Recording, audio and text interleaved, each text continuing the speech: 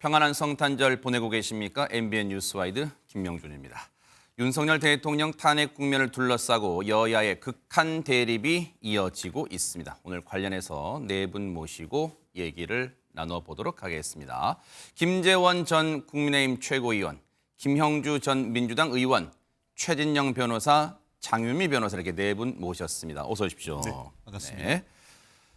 자, 오늘 오전에 예정됐던 윤석열 대통령에 대한 공수처의 이 소환 조사는 불발이 됐습니다. 하지만 일단 공수처는 대기하겠다 이런 모양새인데요. 관련 얘기 좀 들어보시고 이어가 보도록 하겠습니다. 내일 출석하시기는 어렵지 않나 그렇게 보고 있습니다. 여건이 안 되었다는 정도로 말씀을 드리겠습니다. 대통령께서는 헌법재판소의 탄핵심판 절차가 국회가 또 그렇게 소추를 한 만큼 탄핵심판 절차가 우선이라는 생각을 하고 있고, 이러한 내란 외환죄를 범한 우두머리는 즉각 체포해야 된다라고 생각하는데 공수처장은 어떻게 생각하세요? 내일 소환 시간 이전에 공수처의 기본적인 입장은 대통령께서 공수처에 출석하시는 시간을 꼭 내주시기를 지금 바라는 그런 입장입니다. 만약에 안 내주시면은 어떻게 할 거예요? 이후에 대해서는 지금 꼭 정해진 방침은 없지만 절차에 따라서 또 의원님께서 말씀하시듯이 어떤 긴급한 사안이고 또 엄중한 사안인 것을 고려해서 저희들 또 절차를 진행하겠습니다. 내일 10시로 정해져 있지만은 저희들은 조금 더 시간을 늘려서 더 기다린다는 심정으로 내일 알겠습니다. 대통령께서 공수처에 출석하는 시간을 꼭 내주시기를 바라는 입장입니다. 들으신 것처럼 공수처가 애초 윤석열 대통령에게 나오라고 통보한 시각은 오늘 오전 10시입니다. 김영주 의원님, 물론 아직 오늘이 다 지나간 건 아닙니다만 네. 오늘 소환에 응할 가능성은 어떻게 보세요? 오후까지 기다려 보겠다고 했지만 가능성이 없어 보입니다. 기본적으로도 이제 석동현 변호사께서 말씀하신 것처럼 이미 예고를 한 거나 마찬가지죠. 오늘 출석 안 하시겠다는 의미로 보여지고요.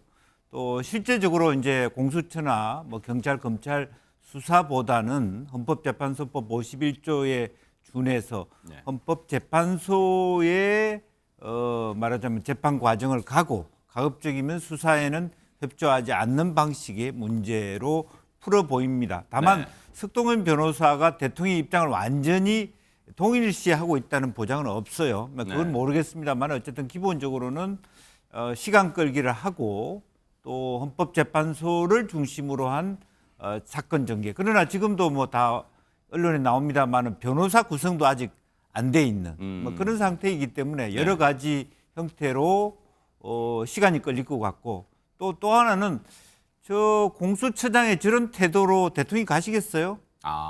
조금 더 강경하게 바로 내일 오전 10시까지 안 오시면 저희들이 최후로 체포영장 청구를 할 방침입니다. 이렇게 해도 갈등말등하는데 아이고 아무 입장도 없고요. 다소 미온적 태도다. 오셨으면 좋겠습니다. 이런 정도로는 택도 없지 않나 그렇게 봅니다. 뭔가 결기가 좀 안 보인다 그런 말씀인 것 같아요. 근데 장윤미 변호사님, 앞서 보신 것처럼 야당 의원들 중심, 특히 정청래 법사위원장도 막 이렇게 으름장을 놓고 그런단 말이에요. 그러면 공수처 입장에서는 부담이 갈수록 커질 수밖에 없을 것 같습니다. 그렇습니다. 사실 형사소송법에 보면 소환에 불응하거나 불응할 우려가 있으면 체포영장을 발부할 수 있도록 되어 있거든요. 그리고 오동훈 공수처장 같은 경우에도 계속 소환에 불응하게 되면 어떤 조치가 가능하겠느냐라고 했을 때 사실 압수수색과 대비해서 설명을 하면서 압수수색 같은 경우에는 대통령실 같은 경우에 보안시설이기 때문에 책임자의 어떤 허가하에 압수수색이 단행되도록 규정이 있습니다. 근데 인신을 확보하는 과정에는 그런 어떻게 보면 윤석열 대통령 입장에서는 안전장치가 없다 보니까 혹여 경호처에서 막아서거나 이런 부분과 관련해서 물리적 충돌이 있다면 이거는 특수공무집행방해로 문제 삼겠다는 경고까지 보내놨다. 이렇게 엄포를 놓은 상황이기도 해서 조만간 체포영장에 의한 체포든 긴급체포 가능성도 열려있다라는 그런 전망들이 나오고 있고 구속영장부터 칠 거다. 이 여러 방안의 고민이 있지 않을까 생각됩니다. 검찰의 소환에 불응할 때도 일각에서 정치권이나 언론에서 제기되는 문제는 그 단어는 체포영장 청구 가능성이었잖아요. 지금 아직 오늘이 다 지난 건 아닙니다만 공수처의 지금 2차 소환 날짜도 아직 오전에 응하지 않았어요. 그러다 보니까 여기에도 체포영장 청구 가능성이 언급이 되고 있어요. 관련 얘기 들어보시고 이어가 보도록 하겠습니다. 네, 내일 체포영장 청구할 겁니까? 안 할 겁니까? 저희들은 그 내일까지 그 대통령께서 청구합니까? 안 합니까? 그만 얘기해 주실 시간 공수처에 없습니다. 출석하시는 시간을 꼭 내주시기를 기대하고 있습니다. 아니, 그러니까 안 나오는데 체포영장 청구합니까? 안 합니까? 그 부분에 대해서는 방침이 지금 결정된 것은 없는 상태입니다. 자, 너무 그렇게 감정적으로 하지 마시고요. 영장이 기각될까봐 두려워서 그럽니까? 찍소리 못하고 아무 소리 못할 똑 떨어지는 조항이 50개도 넘는다니까요? 근데 왜 안 하는 거예요? 장유민 변호사님, 앞서 정청래 법사위원장이 너무 감정적으로 하지 마시고 그걸 또 이제 글쎄요, 민주당 의원에게 한 얘기인지 아니면 공수처장한테 한 얘기인지 모르겠습니다. 어쨌든 근데 본인도 어쨌든 감정이 격앙됐어요. 그런데 오늘 아침에 이제 속보로 나온 공수처 입장이 체포영장은 아직은 먼 얘기다 이런 입장을 밝혀서 그렇다면 앞서 우리 김명주 의원님 말씀처럼 여전히 미온적 태도인가 뭐 그런 생각은 들어요. 그렇죠. 왜냐하면 좀 국회 나와서는 뭐 체포영장이든 뭐 여러 가능성을 타진하고 있다라고 했는데 최근의 기류는 지금 당장 체포영장 발부 가능성은 그렇게 유력하게 검토하고 있어 보이지 않습니다. 오늘 나온 공수처 관계자의 설명에 따르면요. 체포영장의 단계는 너무 먼 얘기다라고 이야기를 했습니다. 아직 네. 검토할 게 많다라는 설명까지 부연을 했는데 네. 그렇다면 아무래도 지금 두 차례 소환 요구가 있었고 두 차례에 대해서는 불응으로 종료가 됐지만 아마 3차 소환 요구를 문서로서 다시 한번 하지 않겠느냐. 이 가능성이 현재로서는 좀 높아 보이는데요. 공수처는 일단은 체포영장을 즉각 청구를 할지 아니면 다시 소환을 요구할지에 대해서는 내일 중으로 결정해서 아마 확정을 짓겠다라는 입장을 밝혔습니다. 일단 윤석열 대통령 측도 탄핵 심판이 우선이다라는 입장을 네. 밝히면서 그쪽에 좀 더 방점과 어떤 집중을 하겠다는 입장을 밝혀서 가급적 이 수사 과정에 대해서는 지연 전략으로 나설 것으로 보입니다. 김재현 의원님, 이제 뭐 또 검사 출신이고 하시니까 이 상황은 글쎄요 체포영장을 청구할 상황적 요인은 만들어진 거라고 보세요. 어떻습니까? 저는 기본적으로 공수처가 굉장히 고민을 해야 될 상황이라고 봅니다. 첫째 하나는 과연 공수처가 대통령에 대한 수사권이 있는지 여부가 아직 불분명합니다. 그래요. 네. 공수처의 사건 수사 범위에는 이 내란죄는 수사 대상이 포함되어 있지 않아요. 그럼 이제 공수처는 직권남용죄와 내란죄로 수사하겠다고 지금 공언한 바 있거든요. 예. 그런데 직권남용죄는 대통령은 소추 대상이 안 돼요. 우리 헌법에 따르면 대통령은 재직 중의 범죄 중에서는 내란죄와 외환죄 외에는 소추당하지 않거든요. 그러면 내란죄는 공수처의 수사 대상이 아니고 직권남용죄는 수사 대상이긴 한데 직권남용죄로 수사를 하기 위해서 내란죄도 관련 사건으로 수사하겠다. 지금 이런 방침이잖아요. 근데 이 문제에 대해서는 검찰도 똑같은 딜레마가 있었거든요. 그렇게 했는데 결국 검찰에서는 공수처에서 사건 이관 요청을 하니까 이관을 한 것이고 또 지난번에 그 대법원에서 국회에서 그 법원행정처 차장이 직접 그 발언을 했지 않습니까? 의문이 있다. 약간 논란이 있을 수 있다는 거죠. 공수처가 만약에 지금까지 이 사건에 대해서 다른 뭐 예를 들어 장성이라든가 이런 부분에 대해서는 영장을 청구하고 수사를 하겠다고 해도 그분들은 내란죄와 직권남용죄를 모두 수사 대상으로 할 수가 있기 때문에 가능해요. 관련 사건으로. 근데 대통령은 직권남용죄 수사 대상이 아닌데 그러면 직권남용죄 수사를 하면서 관련 사건인 내란죄 수사를 하겠다고 할 때 어떤 판단을 받을지 저는 약간 의문이에요. 그러면 이 사안에 대해서도 완벽하게 이게 지금 법률적으로 쟁점이 정리되지 않는 상태에서 만약에 법원에서 체포영장을 청구를 했는데 법원에서 그에 대해서 판단을 이 수사권 유무에 대해서도 약간 논란이 있을 수 있고 또 도주 우려가 별로 없다 뭐 이런 식으로 영장을 기각하면 이게 지금 앞으로 수사를 할 수 있을지 없을지 애매해진단 말이죠. 그래서 그 공수처는 아무리 급하다 하더라도 이 사안 지금 쟁점이 되고 있는 여러 사안 의구심에 대해서 정확하게 한번 돌이켜보는 게 중요하다고 봐요. 네. 지금 서로 경쟁적으로 수사기관끼리 수사를 하겠다고 막 나섰다가 지금 검찰에서는 일단 대통령에 대한 수사는 공수처로 넘긴 상태니까 네. 이제 경찰하고 공수처가 공조 네. 수사를 하겠다고 하지만 내란죄의 수사기관은 경찰이 될 수밖에 없어요. 그럼 도대체 공수처가 왜 저렇게 네. 하고 있느냐에 대해서 공수처는 명확한 갈림길에서 정확한 그 법적 해석이 이루어지고 난 다음에 지금 진행하는 것이 맞다고 봅니다. 네. 윤석열 대통령에 대해서 민주당 등 야권은 지금 탄핵 심판 지연 전략이라는 주장을 펴고 있습니다. 그런데 일각에서는 이런 얘기도 나오고 있어요. 변호인단 구성 관련인데요. 얘기 좀 들어보시고 이어가 보도록 하겠습니다. 그렇지 않습니다. 초반에는 소수 정예로도 출발할 수도 있는 문제고 그것은 필요한 시점과 단계에 가면 대통령이 또 본인의 또 직접적인 육성으로도 입장 설명이 될 수도 있는 부분이기 때문에 많은 변호인이 대리하는 변호인이 있다 하더라도 일반적으로 어떤 사안에서도 당사자만큼 아는 변호인은 없습니다. 변호인 숫자 부분도 후반에 중요한 것은 아닙니다. 결론 준비 기일에는 변호인들 통해서 참여를 하실 조금만 기다려 줘. 언제 며칠만 기다려 주십시오.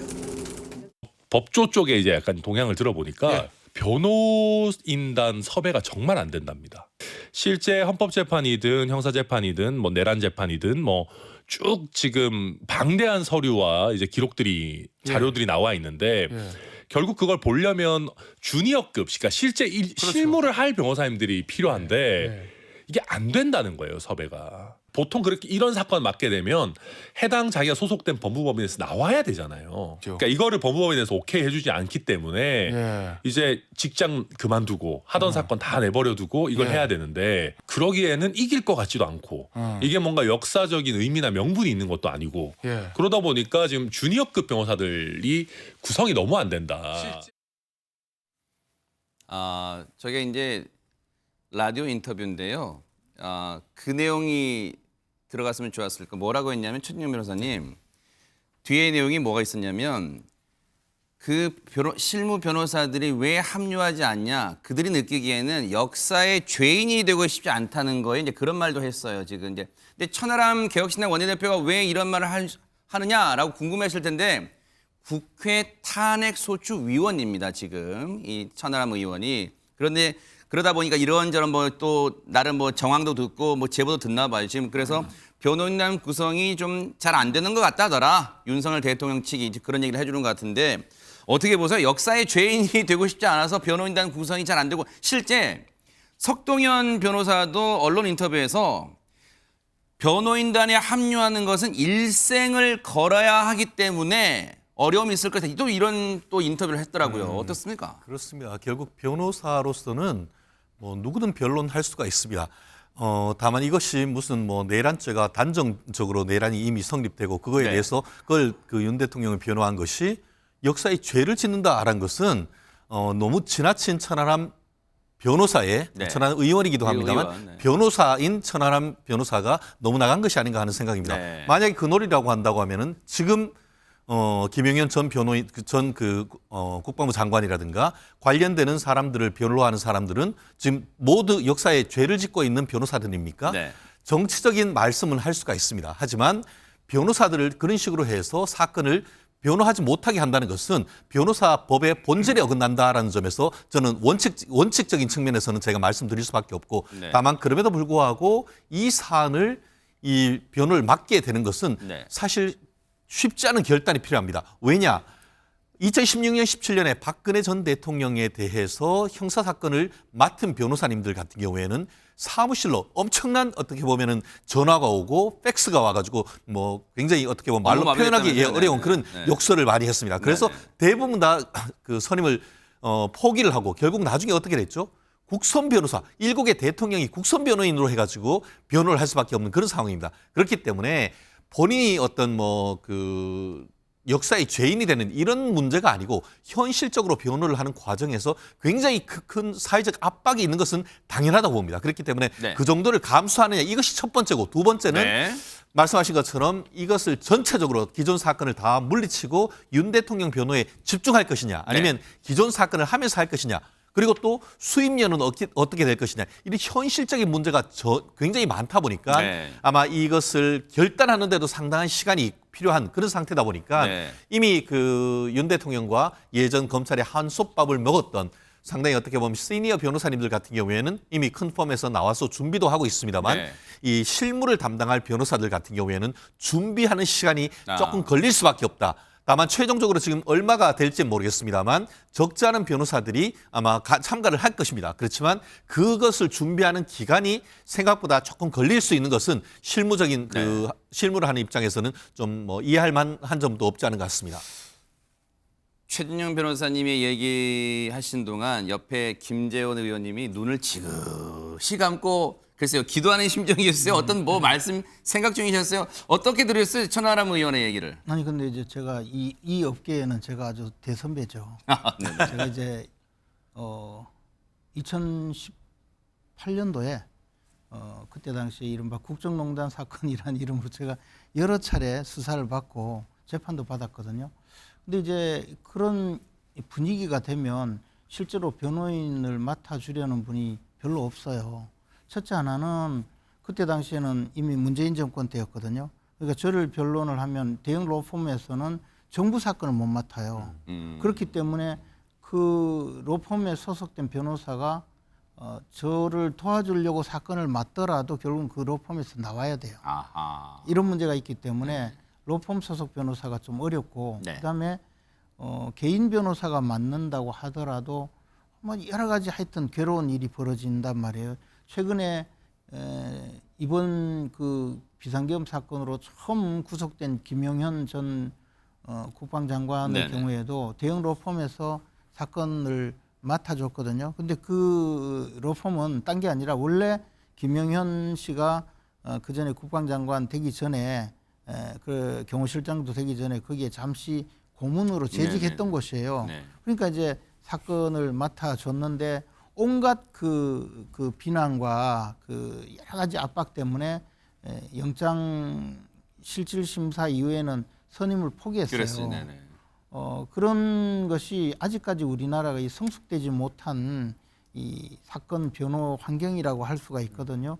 그러다 보니까 굉장히 어렵죠. 그런데 그걸 가지고 무슨 역사의 죄인이니 이런 식으로 이야기하는 것은 참으로 잘못된 지금 반응이라고 보고요. 어떤 경우에는요, 이런 경우도 있어요. 그 중앙선관위 선거관리위원장이 그 전에 소속되어 있던 로펌에서 부정선거 사건으로 중앙선관위가 피소가 되니까 결국 선거관리위원장이 법률 대리인을 구하지 못해서 자기가 옛날에 소속되어 있던 로펌에 비교적 그 싼 수임료를 주고 사건을 맡겼는데 부정선거를 주장하는 분들이 그 로펌에 몰려가서 항의를 하는 바람에 그것을 취하를 했어요. 소송을 맡기지 않았는데 거기에 소속되어 있다는 변호사라는 이유로 엄청난 공격을 당하는 일도 있었거든요. 이런 일이 사실은 정상적인 이 소송 환경이 아니죠. 아마 지금 윤석열 대통령의 변호인단에서도 이미 김홍일 전 방통위원장이 로펌에서 나왔죠. 나와서 소송을 맡겠다고 하고 있고 그러면 이제 주니어 변호사들은 사실은 그렇게 어렵게 구해서 어렵게 하는 것은 아닙니다. 그리고 과거에 보면 이명박 전 대통령의 경우에는 아예 안 돼서 민정수석을 지냈던 정동기 전 민정수석이 컨트롤을 하면서 로펌을 만들었죠. 이렇게 해야 되는 지경이기 때문에 아마 윤 대통령도 굉장히 지금 어려움을 겪고 있는 거겠죠.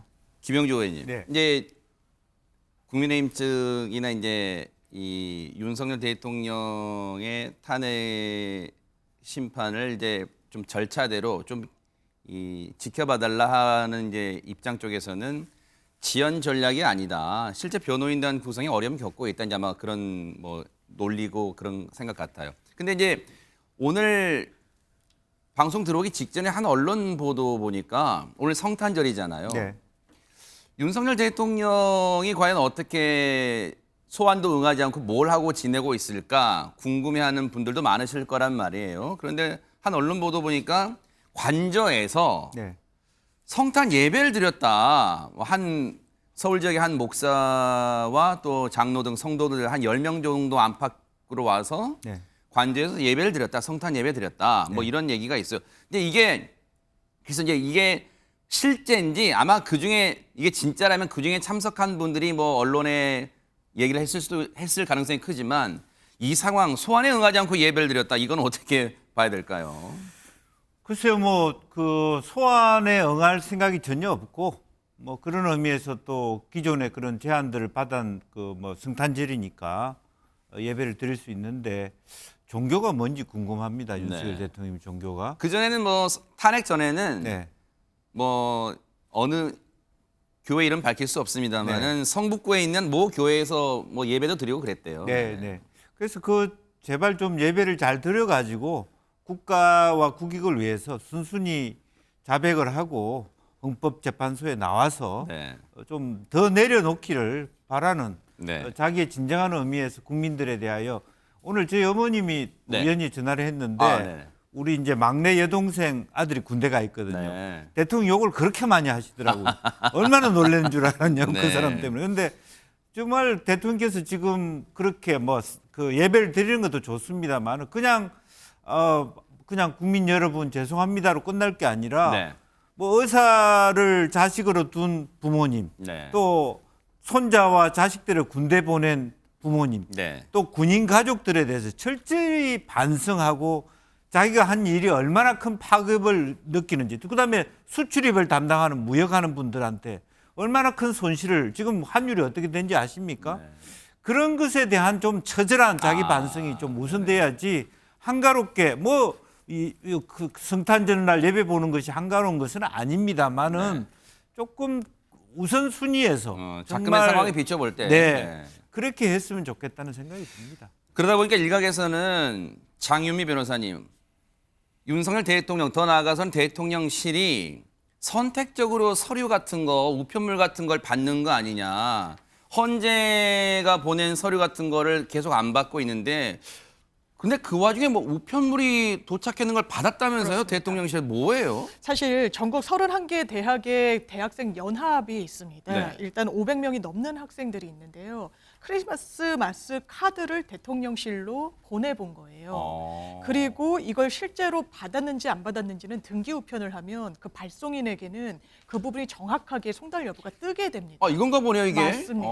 그리고 이 봉투를 보시면 아시겠지만요. 대통령님, 대학생들이 손수 편지를 써서 보냈습니다. 행복한 연말 보내세요 하고 하트 표시가 돼 있으니까 뭔가 응원의 문구가 맞습니다. 적혔나 봐요. 겉면만 보면 아 이거는 대통령을 지지하는 청년들이구나라고 하고 이 학생들이 실제로 배달 완료가 됐다라는 것이 확인됐다라고까지 SNS 등을 통해서 공개를 한 건데요. 인증 사진까지 올렸네요. 맞습니다. 여기에는 반전이 있었던 뭔데요? 겁니다. 사실 대통령이 이 여러 송달 서류들을 헌법재판소에서 보내는 것 그리고 공수처에서 검찰에서 보냈던 것들을 다 받지 않았거든요. 사실상 대통령실로 보내면 대통령실로 나와 있지 않다라는 이유로 이 수령 거부를 했고 관저로 보내도 수치 거부로 저런 내용들이 했었습니다. 담겼나 봐요. 그런데 실제로 그 내용을 봤더니 해당 카드 포장지와 달리 대통령님 정확하게 국민들께 사과드리고 죗값을 치르십시오. 이게 대학생들의 뜻입니다라는 취지로 여러 명의 대학생들이 이 겉봉투 내용과는 비교적 상이한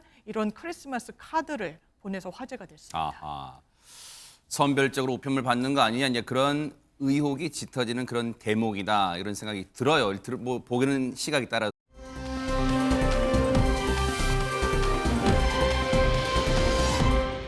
12월 3일 비상계엄 당일날로 가볼게요. 그때 계엄군들이 국회에 들어왔던 CCTV 영상은 여러분들 많이 보셨을 거예요. 그런데 어제 추가로 공개된 영상이 하나 있습니다. 같이 한번 보시고 이어가 보도록 하겠습니다. 한남동 소재 국회의장 공관 담벼락 외곽을 걸어가는 계엄군의 모습입니다. 국회의장 공관 정문에 계엄군이 집결한 모습입니다. 이후 정문 진입로 앞부터 일정한 간격을 유지하고 본격적인 감시와 통제에 나서는 모습을 확인할 수 있습니다. 국무회의에서 비상계엄이 해제된 지 15분이 경과한 후에야 철수하는 계엄군 모습입니다.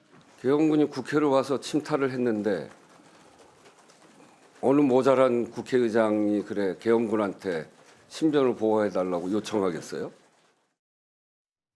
자, 보세요. 저 CCTV 영상은 장윤미 변호사님, 시청자분들이 나 이거 처음 봤는데 하시는 분 많으실 거예요. 지금 저 상황이 어디고 어떤 상황이 찍힌 거예요? 네. 사실 이 시각도 중요한데요. 계엄 해제가 된 이후로 한 40분 정도가 경과한 시간입니다. 지금 보신 CCTV 속 영상의 장소는 한남동, 서울 한남동에 있는 국회의장의 공간, 그러니까 머물고 있는 곳입니다. 국회로 출퇴근을 하는 그런 장소인 거죠. 그런데 계엄 해제가 된 이후에도 이 육안에서 확인이 되듯이 총으로 무장을 한 군인들이 이렇게 공간에서 무엇을 찾는지 어쩌는지 왜 계속 왔다 갔다 하는 모습이 공개가 된 겁니다. 좀 전에 공간 담벼락 같은 기와가 달린 그런 담벼락도 보였네요. 맞습니다. 공간이군요. 네. 예, 그러니까 관련해서도 군에서는 공간에 군인들이 집결한 것 자체를 부인하고 있지는 못한데요. 다만 방첩사령부로부터 어떤 경호와 관련한 요청을 받았다고 들었다라고 이야기를 하자 아까 보신 영상 속에서 들으신 것처럼 네. 우원식 국회의장이 아니 어떤 국회의장이 지금 이 계엄이 해제된 상황에서 내 안위를 이렇게 계엄군한테 부탁을 할 리가 있느냐, 이거는 거짓이다라고 하면서 국회의장실에서는 해명, 나아가서는 수사까지 촉구하기 위해서 영상을 공개한 것으로 보입니다. 시간대별로 볼게요. 오전 1시에 국회 비상계엄 해제 요구 결의안이 가결됩니다. 국회에서 우원식 국회의장이 190명 전원 만장일치로 의원들 만장일치로 통과시켰죠. 그런데 그때가 1시 2분인데 1시 42분에 조금 전에 보신 영상, 국회의장 공관 담벼락 따라서 군이 진입하는 영상이 고스란히 찍혔고요. 오전 1시 50분 공관 정문에 집결돼 있고 이 어슬렁어슬렁 이렇게 서 있는 모습 보였죠? 그 골목길 같은데 공관 정문에 집결해 있고 그 모습 이후에 오전 4시 30분에 국무회의를 통해 비상계엄 해제 의결이 됐고 그리고 나서도 15분쯤 뒤에 국무회의에 비상계엄 의결의 해제 의결이 있고 난 뒤에 15분 뒤에야 군이 철수했다는 게 국회 사무처의 주장입니다. 그래서 국회 사무처는 뭘 주장하냐? 김재현 의원님, 혹시라도 2차 계엄이 있었던 거 아니야? 또는 비상계엄 해제 요구안을 의결시키고 혹시 공간에 복귀하는 우원식 의장을 체포하기 위해서 저 군인들이 남아 있었던 거 아니냐, 이렇게 주장을 하고 있는 것 같습니다. 근데 이건 내용을 알 수가 없죠. 그때 당시에 출동하는 사람들이 어떤 목적으로 출동했는지 여부를 자신들이 받은 지시 사항을 제대로 확인해 주지 않는 한 현실적으로 지금 당장에는 그냥 보면서 저기 왜 갔을까, 그것도 국회에서 해제 의결이 되었기 때문에 곧 이제 비상계엄이 해제될 그런 시기인데 왜 무장군인들이 국회의장 공간에 갔을까 하는 의구심 정도이지 그 이상의 확인은 불가능한 상황인데요. 하여튼 좀 이상한 건 사실입니다. 그렇기 때문에 국회 사무처는 고스란히 영상이 찍혔기 때문에 출동 자체를 부인할 수는 없다. 그러니까 저기에 출동했던 군인, 특히 즉 공관 정문 앞에 서 있는 그 영상을 보면 2명 정도는 사복 차림이에요. 그렇다면 그 사람들 포함해서 소속과 어느 부대인지를 다 밝혀야 된다, 이렇게까지 요청하고 있습니다. 예, 2명의 이제 살림 관련된 분들이 그 가이드를 했고요. 그 실제적으로 보면 이것은 이제 요청으로 보면 대통령실 경호처가 요청해서 계엄군이 들어왔다, 이렇게 나오고 있기 때문에, 그러면 대통령 경호처에게 사실은 공식적으로 국회가 어떤 이렇게 가결시킴에도, 그러니까 계엄을 무효화시켰음에도 불구하고 그 4시까지 대통령께서 진노하시면서 계속적으로 어떤 국회의장을 비롯해서 당수들을 좀 체포해라, 이런 요구를 했을 가능성도 여전히 있고, 또 그래서 그것이 큰 틀의 의미의 어떤 2차 계엄의 어떤 신호라고까지는 볼 수는 없지만 여전히 대통령께서 여러 가지를 여러 군데를 얘기해서 뭐 국방장관이나 대통령실에서 국회의장실이라든지 혹은 판교라든지 주요한 지역에 대하여 여전히 어떤 그 요인들의 체포라든지 네. 구금에 대한 요청들이 있었을 가능성이 있다. 네. 저는 그렇게 의심해 보고 싶습니다. 이런 가운데 최진영 변호사님 한 언론 보도 보니까요. 비상겸 선포하고 그 이튿날 즉 국회가 비상겸 해제 요구안을 의결한 그날 그 새벽에 보세요. 4일 새벽 1시에서 1시 반쯤 경기도 파주시청에 군 당국이 전화를 걸었다는 거예요. 그래서 한 시민회관 대공연장을 대관할 수 있냐, 빌릴 수 있냐, 거기가 한 최소 900명쯤을 한 번에 수용할 수 있는 그곳인데 그걸 빌릴 수 있냐, 그 새벽에 물어봤다는 거예요. 그래서 일각에서는 이게 정말 당시에 정계의 주요 인사들을 체포해서 그곳에 구금하려 했던 거 아니냐, 이런 의혹이 나오고 있는데 어떻게 봐야 될까요? 그렇습니다. 지금으로서는 뭐 여러 가지 알려지지 않은 사실들이 하나하나 나오는데 그 의도가 뭔지는 앞으로의 어떤 수사라든가 조사를 통해서 확인해야 될 필요가 있는 것 같습니다. 바로 저것입니다, 지금. 네. 그렇습니다. 아마 파주 쪽에 있는 그 말씀하신 것처럼 이 그 시민회관 대공연장이니까 보통 어떤 시민회관이라고 하면은 그 지역에서 가장 큰 공연장 아니겠습니까? 네. 다만 이 부분 같은 경우에는 왜 밤에 그것도 군이 어떻게 보면 그 행정시설을 빌리려고 했느냐에 대한 의문부터 시작되는 것도 사실인 것이고 또 그것이 지금 말씀하신 것처럼 비상계엄과 전후와 관련해서 어떤 요인들에 대한 그 체포 구속을 통해서 수용하려고 하는 것이 아니냐라는 그런 의혹은 충분히 가질 수가 있을 것 같습니다. 네. 다만 이미 지금 기존에 그 군 관계자들이 얘기하는 것처럼 요인들 같은 경우에는 과천 쪽에 있는 모 시설의 어떤 수용을 하기 위해서 확인을 네. 해봤다. 그런 부분이 있는데 그와 별도로 어떤 이와 같은 그 공공시설을 그리고 또 그것이 어떤 보안시설로 된 것이 아니고 일반 시민들이 접근할 수 있는 시민회관에 대해서 어떤 그 체포 구속을 통한 수용할 수 있는 장소로 했을 것이냐에 대해서는 네. 또 의문도 없진 않습니다. 그렇기 때문에 다만 말씀드린 것처럼 밤에 군에서 이렇게 행정철 진짜 필요하면 낮에 해도 되는 건 아니겠습니까? 그렇기 때문에 이 부분에 대한 의혹이 제기되는 건 사실이기 때문에 네. 그 전후 지금 뭐 아주 간단할 것 같습니다. 파주에 있는 모 부대라고 했으니까 네. 그 모 부대와 관련해서 관련자들에 대한 조사를 통해서 어떤 취지에서 이와 같은 어떤 요청을 했는지에 대해서 확인한다고 하면은 네. 이 부분이 충분히 확인될 것 같고 그 여부에 따라서 만약에 이게 계엄과 관련된 어떤 수용 시설이다 한다고 하면은 그에 대한 수사를 확대하면 되는 것이고 네. 그에 대한 문책을 하면 되는 건 아니겠습니까? 다만 이것이 해퍼닝으로 끝날 수도 있기 때문에 아직은 어떻게 보면은 그 사실관계를 좀 밝히는 절차가 필요하다. 이 정도의 어떤 선으로 보는 것이 맞지 않나 싶습니다.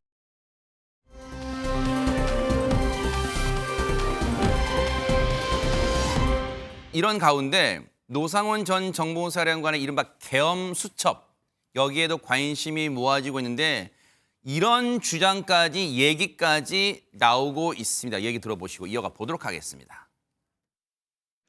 노상원 전 정보사령관 수첩에 적힌 이른바 백령도 작전은 정치인, 종교인, 판사 등 수거 대상을 체포한 후에 배를 통해 백령도로 보내는 과정에서 사살한다는 내용이라고 언론에 보도되었습니다. 그 발상이 그저 놀라움과 충격일 뿐입니다. 저는 버거보살 노상원이 누군지 알지 못합니다. 노상원을 수사하고 있는 경찰 국가수사본부는 수첩에 표기된 16명이 누구인지 즉각 공개하십시오. 공수처는 윤석열을 즉각 체포 구속해야 합니다. 노상원 전 정보사령관에 대해서 뭐 버거보살이란 이 별칭까지 나오는 지경인데 지금 손바닥 크기보다도 작은 크기의 수첩에 빼곡히 이 친필로 노상원 전 정보사령관이 뭔가 내용을 적었다는 거 아니에요. 근데 지금 그 얘기 중에 그 내용 중에 이성윤 의원은 장윤미 변호사님 여기에 지금 우리가 처음 듣는 단어가 나와요. 백령도 작전이라는 게 나온다는 거예요. 그 내용은 정치인, 종교인, 판사 등 수고 대상 체포한 후에 배를 통해 백령도로 보내는 과정에 사살한다. 들을 내용 자체는 끔찍하고 경악스러워요. 그런데 이 부분에 대해서 현실성이 있는지는 따져볼 문제긴 합니다. 예, 왜냐하면 너무 어떻게 보면 과하고 허황돼 보이는 내용입니다. 이제 국민일보의 보도 내용인데요. 이른바 계엄 수첩이라고 해서 그 노상원 씨가 메모를 했던 수첩에 뭐 사살이란 표현, 수거라는 표현, 뭐 여러 가지 계엄과 관련한 흔적들이 나와 있는데 이른바 백령도 작전과 관련한 내용이 적시가 돼 있다라는 보도가 나온 겁니다. 그 요지를 정리를 해보면요. 일단 수거 대상, 이게 경찰에서는 아마 체포의 의미 아니었겠느냐라고 설명을 내놓기도 했었는데 수거 대상인 이런 인사들을 백령도 배편에 태워서는 그 과정 중에 뭔가 사살하는 그런 계획까지도 있었던 게 아니겠느냐라는 단서를 포착하고 현재 경찰이 관련 수사를 진행 중이라는 겁니다. 그러면서 실제로 이 배에서 이제 뭐 사살이 일어난다면 북한의 어떤 공격으로부터 배가 폭발하는 등의 이런 내용까지도 수첩에 적혀 있다. 이게 이 해당 보도의 내용인데요. 네. 일단 수거 대상으로 지목된 인물들은 16명이 적혀 있는 것으로 알려져 있고 그중에 한 명인 이상윤 의원이 이제 본인이 이성윤 의원이 기자회견까지 한 건데요. 일단 경찰 관계자는 백령도 작전 이렇게 명시적으로 수첩에 적혀 있는 건 없고 아마 그런 흔적들과 관련한 단서들을 토대로 수사를 하고 있는 것으로 보입니다. 이제 이게요.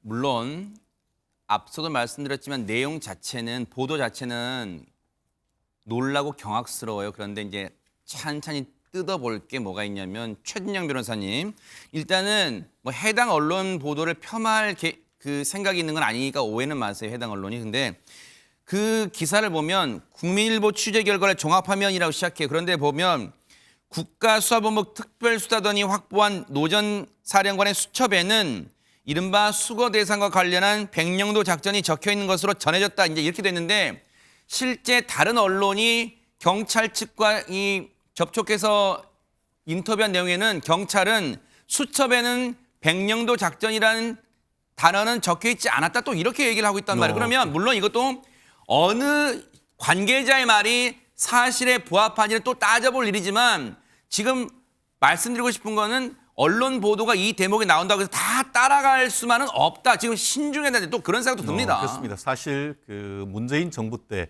어떻게 보면 피의자 인권 보호란 취지에서 기존 같은 경우에는 그 공보 관련해 가지고 공정하게 그 공보를 해야 된다라고 했다가 그 당시에 어떻게 보면 조국 전 장관과 정경심 교수가 조사를 받을 때는 검찰의 어떤 그 공보와 관련해서 공보 금지 준칙을 아예 만들어 버렸습니다. 그러면서 피의 사실을 어떻게 보면 그 외부에 유출할 경우 아주 강하게 처벌한다라고 했는데 최근에 보면 오히려 그렇게 강하게 어떻게 보면 공보 준칙이 만들어졌음에도 불구하고 이른바 피의 사실과 관련해서 굉장히 언론에 많이 나오는 것을 보고 있습니다. 사실 이게 압수수색됐던 그 수첩이 어떤 식으로 언론 보도에 나올지에 대해서는 저는 의문을 가지지 않을 수가 없는 것이거든요. 다만 지금 또 그 좀 황당한 것이 국수본의 어떤 특별수사 관계자 같은 경우에는 내용은 확인해 줄 수 없다라고 하면서 수첩에 백령도 작전이라는 말은 적시되지 않았다라고 수사 관계자가 얘기를 하고 있단 말이에요. 거의 단정적으로 얘기했어요. 단정적으로 네. 얘기했단 말이에요. 그럼 어디에서 또 백령도 작전이라는 것이 나왔는 것인지 그리고 이 부분에 대해서 한 언론이 보도를 했고 그것을 민주당 지금 검찰 출신 의원이 지금 얘기를 하고 그렇죠. 있는 이런 네. 모습을 보면서 국민들로서는 지금 뭐가 사실인지 혼란스럽단 말이에요. 네네. 그렇기 때문에 조금 더 사실관계를 확인하는 절차가 필요한 것이지 모든 것을 취재 경쟁 속에서 단독 경쟁을 하다가 보면은 네. 나중에 사실관계가 아닌 것으로 밝혀지면 그 피해는 어떻게 합니까? 그렇기 네. 때문에 언론 스스로도 단독하고 어떻게 보면 언론에서 어떤 새로운 뉴스를 발견하는 건 중요합니다만 검증하는 데스킹 절차가 지금으로서는 네. 필요한 것이 아닌가 말씀드리지 않을 수 없습니다. 노상원 전 정보사령관은 군 전역 이후에 보살로 불리면서 이른바 점집을 운영한 것으로는 이미 여러분들 다 알고 계신 것처럼 이제 전해지고 있어요. 그런데 자신보다 더 영험하다고 생각했을까요? 한 지역에 있는 무속인을 찾아가 여러 차례, 수십 차례 찾아갔다고 하는데요. 어떤 대화가 오갔었는지 얘기 들어보시고 이어가 보도록 하겠습니다. 오늘 3시에요? 네, 오늘 3시가 비었어요, 갑자기. 예, 갈게요. 네. 감사해요. 실제 방문한 건 한 30차례 정도. 네네.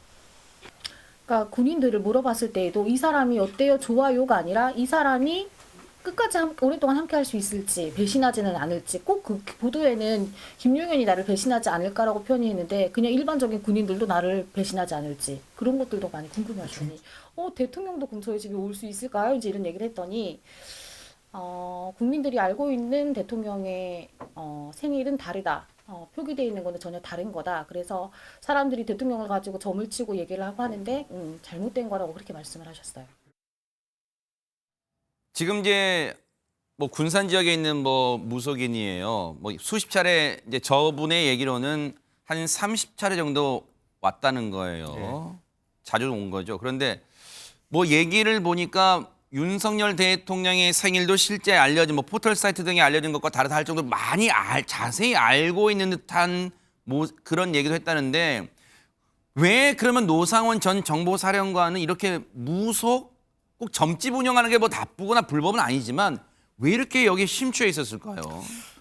자기로서는 이제 기본적인 목적 자체가 자기의 명예 회복입니다. 아시다시피 2018년도에 강제추행으로 옷을 벗고 난 다음에 자기하고 상기수 높은 김영훈 장군이 국방부 장관이 됐을 때 자기가 다시 명예를 되찾을 수 있는 하나의 절호의 찬스다. 그렇게 생각했고 아마 이 점집을 다닌 게 아마 2022년부터 2023년 이 무렵인 것 같고요. 이제 그런 의미에서 실제로 자기의 뒷배경이 김영훈 전 장관이기 때문에 이 사람이 대통령이나 장관이 여러 가지 싹 쓸어버리자, 계엄하자 이런 얘기를 했기 때문에 자기 나름대로는 정보사령관도 하고 그런 과정에서 계엄의 실질적인 전문가 기술자라고 얘기하면서 주도적인 역할을 하면서 실제적으로 자기가 다시 한번 대통령실에 갈 수 있는 다만 그렇기 때문에 과연 김용현이 시킨 일을 했을 때 끝까지 책임을 지켜줄 것이냐 나를 대통령실로 인정할 것이냐라는 부분 그리고 또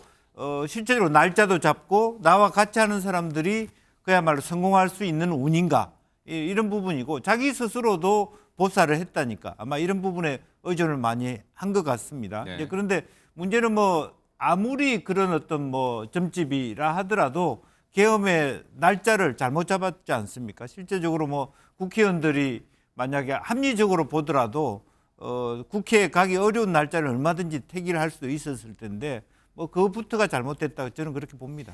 김재현 의원님, 언론들이 쏟아내고 있는 노상원 전 정보사령관 관련 기사, 특히 무속, 점 관련 그런 기사를 보면 세간에서 혹할 만한 내용들이 다수 포함되어 있긴 합니다만 한편으로 이런 생각도 들어요. 과연 이게 앞으로 진행될 수사, 이거의 본질인가? 핵심이라고 할 수 있나? 또 그런 생각도 해볼 것 같습니다. 어떻습니까? 참 하여튼 저런 사람들이 끼어서 이야기거리를 만들고 있는 것이 이 계엄 소동의 더 큰 참 황당무계한 이야기죠. 그리고 지금 앞에서도 무슨 백령도 작전이니 하면서 노상원 씨가 수첩에 적었다는 내용이 마치 무슨 계엄령의 실행 시나리오처럼 지금 진행되고 있고 또 지금 화면에도 나오는 점술가 저 여인이 마치 예언자처럼 대통령의 탄핵을 이야기한 것이 아주 회자가 되고 있고요. 많은 사람들이 그렇게 생각할 겁니다. 아마 저분 앞으로 장사 잘 되겠다는 생각도 들 텐데요. 이게 도대체 이런 사람이 끼어들어서 무슨 대통령의 생년월일 이야기가 나오고 또 뭐 이 사람이 이 장군이 배신할 상인가 내가 청와대에 들어갈 상인가 뭐 이걸 물어봤다는 이런 내용 때문에 점점 이게 막 희극으로 이 노상원 씨 관련된 이야기는 희극으로 점점 가거든요. 그만큼 이 사람과 관련된 이야기는 신빙성이 없어질 가능성이 많다고 봅니다. 이 사람이 지금 한 역할에 대해서도 어느 정도인지 지금 알 수가 없잖아요. 막 핵심 역할을 한 것인지 아니면 그냥 황당무계한 개인적인 일탈 행위인지 이것이 앞으로 구분이 되어야 될 거거든요. 노상원 씨가 썼다는 수첩 내용이 제대로 공개가 되지 않고 야당 의원이 부풀리고 해서 아주 거창한 걸로 보이지만 혼자만은 망상인지 실제 이것이 실행 계획이 조금이라도 있었는지 여부가 밝혀져서 저 노상원 씨 저 사람은 정말 엄벌에 처해져야 되고요. 본인의 운명도 모른 돌팔이 점술가임이 다시 한번 드러나야 된다고 봅니다. 자, 명태균 씨 수사 관련 얘기 좀 해보도록 하겠습니다. 지금 명태균 수사가 계속 속도는 내고 있습니다만 뭔가 뚜렷하게 잡혀가고 있는 건 그렇게 그다지 보이지 않는 상황에서 민주당이 지난 10월에 윤석열 대통령의 공천 개입 의혹을 제기하면서 공개했던 당시 윤석열 대통령과 명태균 씨의 대화 내용 좀 다시 들어보시고 이어가 보도록 하겠습니다.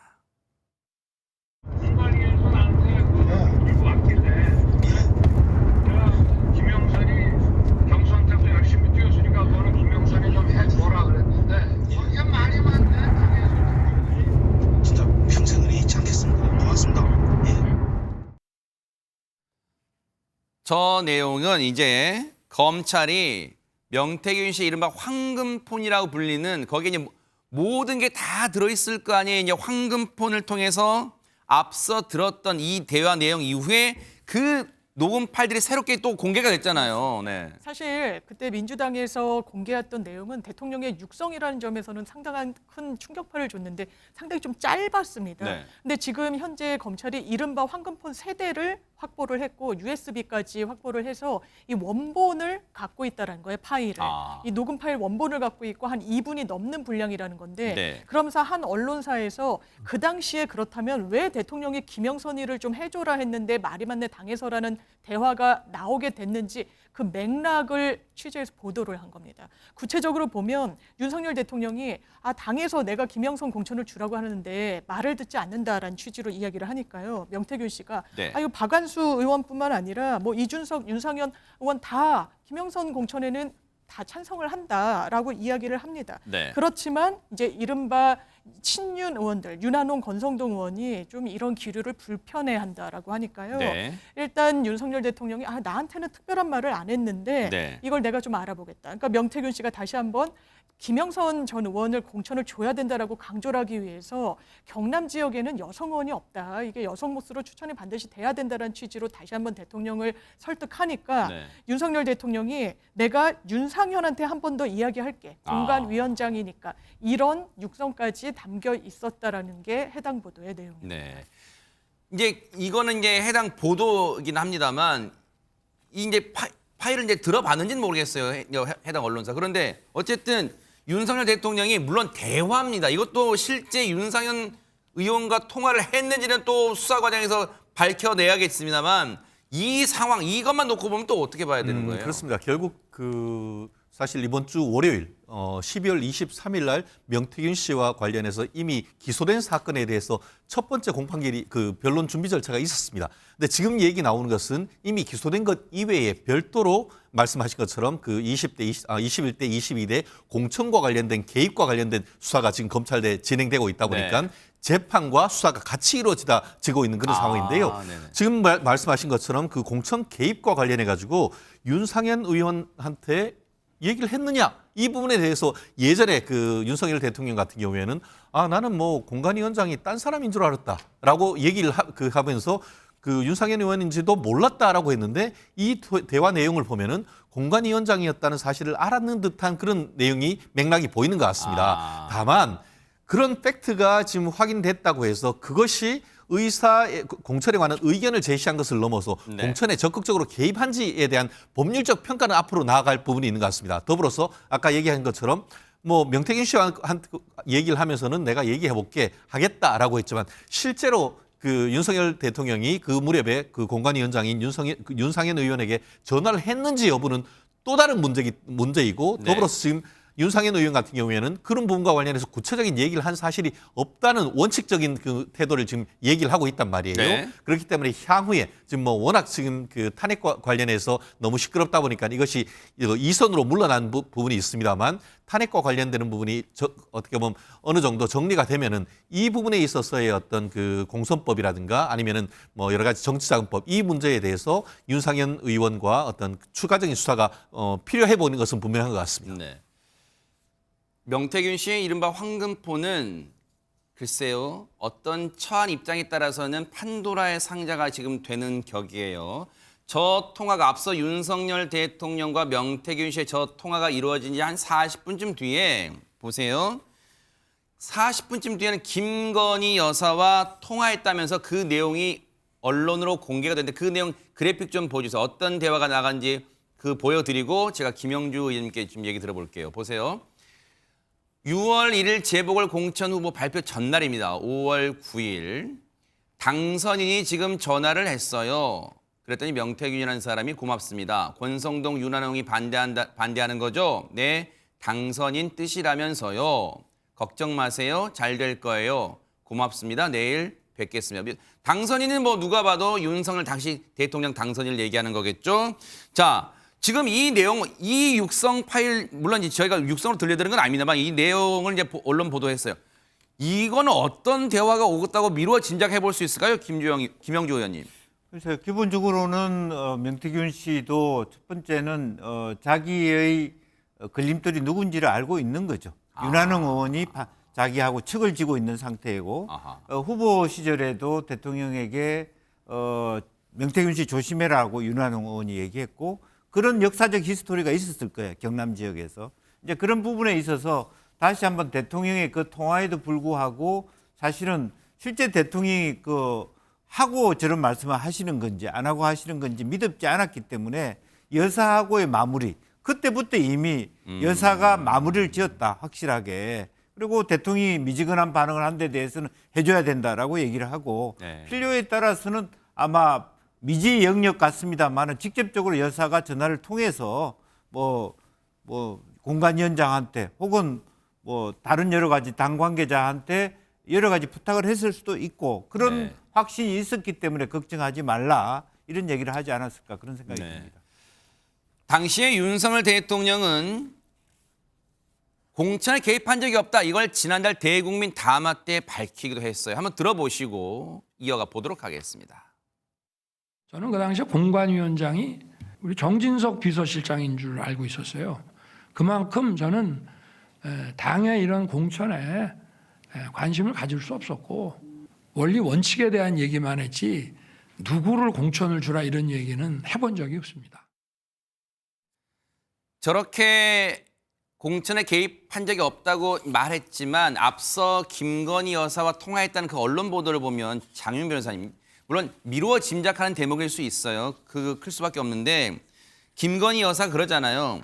당선인이 지금 전화를 했는데 권성동, 윤한홍이 반대한다는 거지. 이 말은 즉슨 미루어 보면 뭔가 윤석열 대통령과 그 당시 당선인이신 분이지만 김건희 여사가 뭔가 이에 대해서 대화를 나눴다는 걸 미루어 짐작할 수 있는 대목가 아닌가 지금 그렇게 보는 것 같아요. 그래 보이죠. 그리고 이 통화가 오갔다는 날짜는요. 이 김영선 전 의원에 대한 공천이 확정되기 바로 전날입니다. 심지어 그 당시에 공관위 속기록을 보면 윤상현 의원이 갑자기 여성 공천 이런 이야기를 했다는 거예요. 그 당시에 국민의힘 대선 공약이 여성가족부 폐지였습니다. 네. 좀 뜬금없어 보이는 부분이 있고 저는 개인적으로 더 큰 문제가 윤석열 대통령이 국민들께 이거 대국민 당화 굉장히 화제를 모았었죠. 명태균 씨 때문에 수세에 몰렸을 때 굉장히 긴 시간을 할애해가지고 해명을 했으니까요. 그때 똑똑하게 육성으로 국민들께 이렇게 설명드렸습니다. 본인이 대선을 준비하고 이러느라고 고3 수험생처럼 바빴기 때문에 공관위원장이 누군지도 몰랐다. 아니요. 지금 보도에 따르면 그 육성은 윤상현한테 한 번 더 내가 이야기하겠다. 윤상현이 공관위원장이니까 라는 것이었습니다. 그 당시에 지방선거를 치러야 됐기 때문에 지방선거 공관위원장은 정진석 지금 비서실장이었죠. 그리고 재보궐선거도 함께 치러졌기 때문에 윤상현 의원이라서 저는 그 당시에 대통령 답변을 들으면서 국민의 한 사람으로서 헷갈리고 착오하고 오인할 수 있었겠다라고 믿었습니다. 그렇지만 아니었던 거죠. 본인의 육성이 확인된다면 윤상현 공관위원장에게 설명하겠다고 이야기했던 거 아니겠습니까? 이게 검찰이 이제 명태균 씨의 휴대전화를 갖고 있는 게 왜 저게 황금폰이라고 불릴 수밖에 없는지 지금 검찰이 육성 파일을 다 공개하진 않았지만 언론들의 이제 취재 이게 검찰이 흘리는지는 모르겠습니다만 단언할 수는 없죠. 물론 민감한 그런 발언이니까 그거는. 근데 이게 앞으로 계속해서 이런 내용들이 나올 거잖아요. 그러면 이게 과연 윤석열 대통령이 어느 정도까지 당시에 공천이 진행되는가를 알고 있었는가. 이제 이 부분이 계속해서 혹시라도 육성으로 나오게 된다면 곤란한 상황에 처할 수 있지 않을까. 물론 조심스러운 전망입니다. 어떻습니까? 근데 이제 우선 좀 명백하게 전제를 하고 가야 네네. 되는 것이 대통령이 그때 공무원이었든 아니든 당연히 취임 전날이니까 공무원 신분은 아니죠. 그러나 공무원 신분이 된 이후라도 대통령이 공천에 관련해서 어떤 의견을 제시하는 것이 불법은 아니에요. 그것은 이미 명백하게 과거 판결로 정해져 있거든요. 다만 이것이 대통령이 그런 여당의 공천에 개입하는 것이 맞느냐 맞지 않느냐의 문제는 있죠. 가급적 공천에 개입하지 말아야 되죠.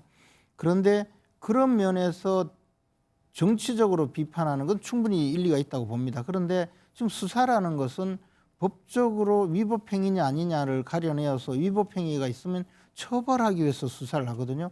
국민들이 지금 관심이 있다고 해서 그것을 밝혀내가지고 언론에 뒤로 흘려주고 하는 것은 수사기관이 해서는 안 될 일이죠. 그런 의미에서 지금 이런 내용이 밖으로 나오는 데 대해서 저는 굉장히 좀 의구심을 갖고 있습니다. 둘째로는요. 네. 제가 알기로는 제가 이 분야에는 비교적 그때 당시에 사정을 잘 아는데 윤상현 의원이나 윤 대통령이나 당시에 직접 전화를 한 것은 아니라는 것은 제가 알고 있어요. 누가 들으신 건가요? 그것은 제가 알아요. 하여튼 밝힐 수는 없지만. 네네. 네, 윤석열 대통령도 윤상현 의원한테 통하지 않았다라는 것은 맞는 사실이고 윤상현 의원도 대통령한테 직접 전화 받은 일이 없다라는 것도 맞는 사실이에요. 그러나 뭐 간접적으로 그런 의사를 전달받았는지 여부는 알 수가 없죠. 그런데 그러면 이것이 어떤 문제가 있느냐? 이것은 오히려 명태균 씨가 네. 김영선 전 의원에게 이만큼 공천에 깊이 개입했고 명태균 씨 공으로 그 공천 가능성이 별로 없는 김영선 전 의원이 공천받은 것은 맞는 걸로 보여요. 그리고 그 이후에 그만큼 공천에 영향력을 미쳤고 국회의원이 되기도 어려운 분이 국회의원을 2년 동안 했으니까 그 네. 과정에서 내가 이만큼 공을 세웠으니 당신이 받는 급여의 반을 내놔라 하는 것도 충분히 설득력이 있었을 것이고 그렇게 돈을 받아갔어요. 네. 그래서 이 상황은 결국 명태균 씨 범죄 행위를 훨씬 더 확실하게 입증하는 증거는 돼요. 지금 둘 다가 아니라고 주장해봤자 네. 이 그 육성이 검찰이 확보됨으로써 두 사람의 유죄 판결은 훨씬 더 가까워진 거죠. 그리고 더 나가서 저 명태균 씨가 앞으로 무슨 내용의 이야기를 하더라도 네. 제가 봐서 이것 이상으로 더 자신의 범죄 행위를 증강시키는 내용이 많이 나오겠죠. 네. 그리고 지금 이미 대통령 입장에서는 탄핵 소추가 되어서 지금 헌법재판소 그 방하기도 어렵기 때문에 이 사안에 대해서 지금 방할 그런 여력도 없을 여력도 거라고 없다. 봐요. 네. 그래서 저는 네. 이 내용이 명태균이라는 사람은 저렇게 정치권에서 네. 개입해서 공천 비나 봐주고 돈을 받아가는 정치 브로커로서 네. 지금 만천하에 자신의 이름을 알리게 됐고 김영선 전 의원은 그러므로 해서 국회의원이 되어서 2년 동안 국회의원 노릇은 했지만 결국 둘 다 교도소 갔잖아요. 그것이 네. 이 종말이죠. 이런 가운데 더불어민주당이요. 명태균 씨 관련 녹음 파일을 추가로 공개한 게 있는데 들어보시고 얘기를 이어가 보도록 하겠습니다. 상이야, 아까 내가 통화했는데 내가 원내대표 나가 있어 그랬더니 자기가 무슨 외교통상부에 어떻고 13년이 됐고 무엇이 어떻고 막 여들대 내보고 형수한테 이야기 좀 잘해주라 하거든. 안 그래도 일단 4시에 만나러 가야 그랬더니 니만 믿는다 했었대. 그것도 막 급해가 막 외교통상부에 내가 몇 개에서 이력을 막 얘기해. 내한테 이력만 이야기해서 뭐합니까 그거. 외교통상부 장관은 원희룡이도 하고 싶어 죽을라고. 글쎄요. 이 김영선 전 의원 이 녹음 내용은요. 육성 파일은 2022년 3월 중순이랍니다. 민주당 측이 공개한 육성 파일인데요. 명태균 씨가 국민의힘 김영선 전 의원과 전화로 나눈 이야기였다고 합니다. 그런데 보세요. 여기에 보면 귀에 쏙 들어오는 단어가 몇 개 보여요. 외교통상부 그리고 외교통상부 장관 뭐 등등. 그리고 또 하나 귀에 들리는 게 형수한테 얘기 좀 잘해주라 하되 장윤 변호사 형수가 누구를 언급하는 걸까요? 아마 김건희 여사를 지칭하는 것으로 보입니다. 왜냐하면 그 당시는 3월 통화라고 하는데 2022년 3월이면 이 국무위원 구성 인선 작업이 진행 중인 상황이었어요. 그러면서 윤상현 의원이 일단 외교통상부 장관을 가고 싶어 한다라는 데서 그치는 그런 추상적인 층의 이런 진술, 그 녹음 내용이 나온 것이 아니라 13년 동안 내가 외교통상과 관련한 전문적인 업무를 했다. 아마 외교통상위원회 소속 의원으로서 의정 활동을 한 부분을 언급한 게 아닌가 싶습니다. 상당히 구체성을 띈다라고 보여지고요. 실제로 거기에 더해서 대단히 눈길을 끄는다는 형수입니다. 왜냐하면 형수에게 잘 부탁을 해달라라고 했을 때 여기서는 인사와 관련한 청탁으로 보이거든요. 그렇다면 어떻게 보면 인사에 영향을 미칠 수 있는 실권자 지위에 있는 형수라고 지칭될 만한 여성은 사실 김건희 여사 말고는 상상하기가 어렵고 실제로 명태균 씨가 거기에 화답하듯이 조금 뒤에 만나러 간다라고 이야기를 하고 있어서 이 부분에 대해서도 실제로 어떤 경위로 인사청탁 등이 구체화된 내역이 있는지에 대해서도 수사가 발생할 수 있어 보입니다. 자신의 네네네. 요거 듣고 올게요. 자, 바르게 드리겠습니다. 죄송합니다. 자, 자신의 이름이 언급된 윤상현 의원이 어제 입장을 밝혔는데요. 얘기 들어보시고 이어가 보도록 하겠습니다. 저는 외교부 장관 원한 적이 없어요. 사실 제가 여러 가지로 어떤 입각 이런 거에 대해서 저는 개인적으로 부정적인 생각을 가지고 있어요. 그래서 어떤 제가 뭐 외교부 장관을 원했다 그것은 완전히 낭설이에요. 말씀하시려고 했던 것과 또 이 내용 같이 섞어서 좀 말씀해 주시죠. 근데 뭐 외교장관 원했는지 아닌지는 제가 확인을 못했고요. 그러나 지금 이야기한 뭐 형수 어쩌고 한 것은 이제 명태균 씨가 다른 제3자한테 이야기를 하면서 윤상현 의원이 형수한테 잘 얘기해달라고 하더라는 이야기잖아요. 윤상현 의원이 실제 형수라고 말했는지 아닌지는 확인을 못했어요. 그런데 문제는 이게 명태균이라는 사람의 주장이라는 거죠. 명태균이라는 사람이 그런 주장을 하면서 제3자한테 떠벌리고 있는 내용이거든요. 그런데 이것이 일단 윤상현 의원이 그런 말을 했다는 것을 전제로, 그다음 두 번째는 형수한테 이야기 잘해달라고 하면 그 형수, 즉 김건희 여사가 외교부 장관 정도 인사에 영향을 미쳤다는 것이 맞다라고 결론을 내리면 그것이 과연 맞느냐. 저 정치 사기꾼한테 우리가 저 말을 다 듣고 해야 되느냐. 실제 영향력이 있었든 없었든 우리가 어떤 논란을 벌일 때 굳이 저런 교도소에 있는 정치 사기꾼의 이야기를 금과 옥조처럼 쓰다 버린 그 휴대폰을 황금폰이라고 해야 되고 이러는 사실이 저는 좀 이해가 되지 않습니다. 이 부분까지 좀 김재원 의원님의 얘기까지 좀 엮어서 김영주 의원님. 왜냐하면 김재원 의원님의 그 주장도 일리가 있는 게 자, 육성 파일은 저 자체는 존재는 하지만 저 자체를 무시하거나 외면하거나 부인하거나 할 수는 없지만 육성에 들어있다고 저게 다 사실인지 여부는 따져봐야 되지 않겠. 또 실제로 명태균 씨의 지금까지 행적을 보면 좀 과장된 행위들이 실제로 드러나는 경우도 왕왕 있잖아요. 그러다 보니까 이 부분 육성은 있지만 과연 이게 사실에 부합하는지 여부는 또 차근차근 따져봐야 될 것 같기도 합니다. 예, 뭐 그렇습니다. 여전히 이제 그걸 다 믿고 갈 수는 없습니다만은 이 시대적 그 시간적인 상황적 맥락으로 충분히 가능하다라고 생각해요. 초기에 박진 장관이 22년 4월 13일 날 장관이 됩니다. 그럼 박진하고 본인하고 봤을 때 본인이 뒤질 이유가 없죠.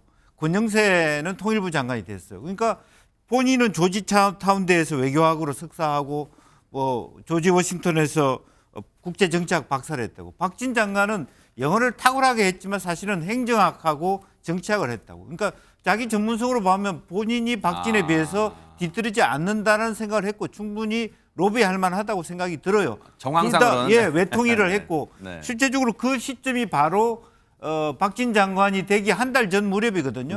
뭐 인사라고 하는 건 발표나기 전까지는 어떻게 될지 모르는 상황이면 충분히 그런 분위기였다는 것을 우리가 이해할 수 있는 부분이고 다만 저렇게 얘기하고 떠벌리는 그 맥튜윈 씨 얘기를 100% 다 사실로 인정하기에는 거리가 있지만 상황적 맥락으로서는 충분히 왜냐하면 박진 장관 되고 권영세 장관 되는데 나는 왜 못 돼? 그 충분한 자기가 더 실제로 이 그 윤상현 의원은요 존스 홉킨스에서 국제관계 대학원 교수까지 했다고요.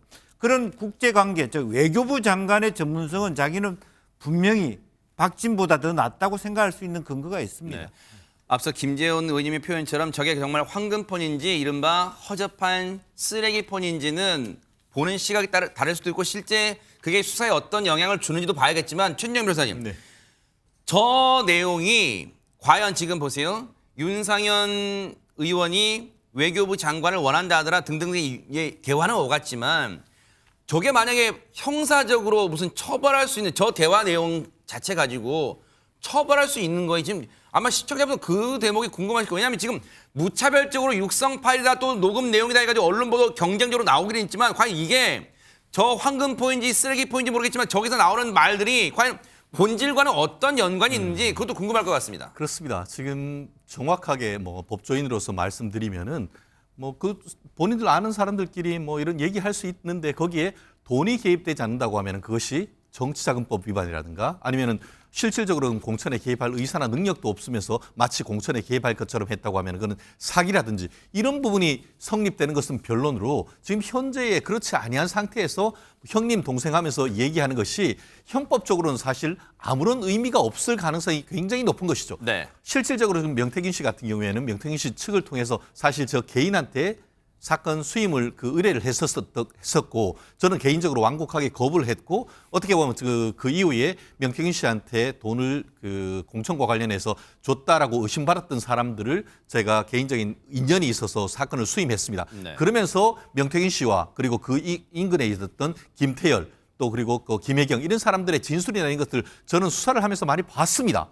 그런데 많은 내용 중에 보면은 본인들이 일방적인 주장이지만 강혜경 씨 말씀이시죠? 예, 그렇죠. 강혜경. 네네네. 이런 분들의 말이 사실과 다른 부분이 적지 않다는 것을 확인을 했었고 그랬기 때문에 제가 그 같은 날 지금 명태균 씨와 김영선 의원에 대해서는 구속영장이 발부됐지만 이 돈을 줬다는 사람의 어떤 정치안법 위반에 대해서는 영장이 기각되고 그 이유가 범죄 성립에 대해서 다툼이 있다고 했어요. 그렇기 때문에 지금 김 의원님 말씀하신 것처럼 말은 골든폰, 그러니까 황금폰이라고 하지만 거기에 들었는 내용의 신빙성은 아직까지 검증해야 될 부분이 많다는 점 분명히 좀 밝혀드리고 싶습니다. 요 얘기 해볼게요. 요새 글쎄요 관심이 여전히 있을지 모르겠습니다만 한동훈 전 대표가 조용하잖아요. 어떻게 지내고 있을지 관심이 있을까요? 이 사람의 입을 통해서 좀 들어보시고 이어가 보도록 하겠습니다. 지금은 뭐 대선이나 다른 생각을 하시기보다는 좀 많이 지치고 상처를 많이 받으셨어요. 조금 시간을 두면서 생각을 좀 정리하시는 단계로 알고 있습니다. 뭐 지금 한동훈 대표님하고는 뭐 정치적인 얘기를 뭐 나누거나 그러지는 않고요. 뭐 지금 그럴 상황도 아닌 것 같고요. 그냥 뭐 서로 안부 정도 묻는 정도인데 한동훈 대표님 뭐 저는 그렇게 생각합니다. 참 바른 분이십니다. 근데 뭐 정치에 경험이 적다 보니 포용하고 이끌고 가는 힘은 다소 부족했을 수 있겠지만 안 좋은 정말 힘든 환경이었거든요. 원내에서도 따라오지 않고 대통령과도 갈등이 있었고 그 환경 속에서도 보수의 가치를 바르게 이끌려고 애를 많이 쓰신 분이다. 특히 계엄을 해제하는 데 앞장을 섰고 또 어려운 환경 속에서도 탄핵 찬성에 대한 입장을 공식적으로 밝혔던 분입니다. 그런 부분들은 좀 인정받아야 된다 생각 가지고 있습니다. 김상욱 의원이 어제 MBN 뉴스와이드에 출연했던 모습 저희가 그 발언 들려드렸는데 아마 이제 여전히 지지하시는 분들이라면 한동훈 전 대표를 언제 다시 컴백할지 정계로 다시 올지 뭐 그것도 궁금하실 것 같아요. 어떻습니까? 어쨌든 대선이 만약에 조기에 치러진다면 한동훈 대표가 또 참여할 장이 열리겠죠. 물론 보수 진영 전체에서 한동훈 대표를 보는 시각은 지난 총선 당시의 비대위원장 또는 지난번 전당대회 때와는 좀 달라질 수도 있지만 그러나 뭐 자신의 정치적 역량을 다시 한번 판단받을 그런 기회는 오지 않을까 생각합니다. 김영주 의원님, 1분 정도만 드릴게요. 시간 관계상. 지금 지지율이 너무 떨어졌어요. 사실 그 보였던 언행이나 막 그 영향도 있을 거예요. 지금 뭐 대선 주자 지지율 상당히 하락했던데 회생 가능성은 어떻게 보세요? 물론 야권 입장에서는.